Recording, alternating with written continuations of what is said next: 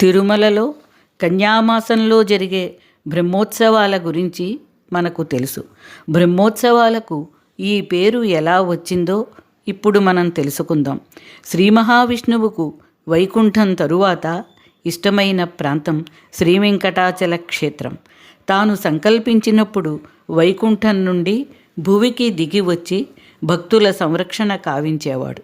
ఆ తరువాత బ్రహ్మాది దేవతల కోరికను అనుసరించి స్వయంభువుగా అర్చామూర్తి అయి భూలోక వైకుంఠమైన తిరుమల కొండపై శ్రీ మహావిష్ణువు శ్రీ వెంకటేశ్వరునిగా అవతరించాడు.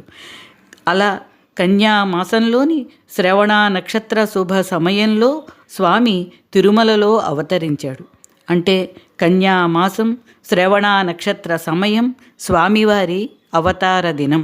చాంద్రమానం ప్రకారం ప్రతి ఏటా ఇది విజయదశమి నాటికి కూడుతుంది. అధిక మాసం ఏర్పడితే భాద్రపద మాసంలో వస్తుంది.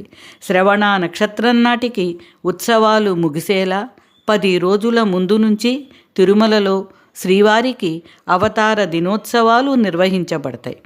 ఈ అవతార దినోత్సవాలనే ఆవిర్భావ దినోత్సవాలు లేదా జన్మ దినోత్సవాలు అని కూడా అంటారు. లోక కళ్యాణం కోసం మొదటిసారిగా బ్రహ్మదేవుడు తిరుమలలో శ్రీనివాసునికి ఈ అవతార దినోత్సవాలు నిర్వహించాడు. ఆనాటి నుండి ఈ అవతార దినోత్సవాలు బ్రహ్మోత్సవాలుగా బ్రహ్మదేవుని పేరు మీదుగా అత్యంత వైభవంగా నిర్వహింపబడుతున్నాయి. ఇలా స్వామివారి అవతార దినోత్సవాలు బ్రహ్మోత్సవాలుగా పేరు పొందాయి.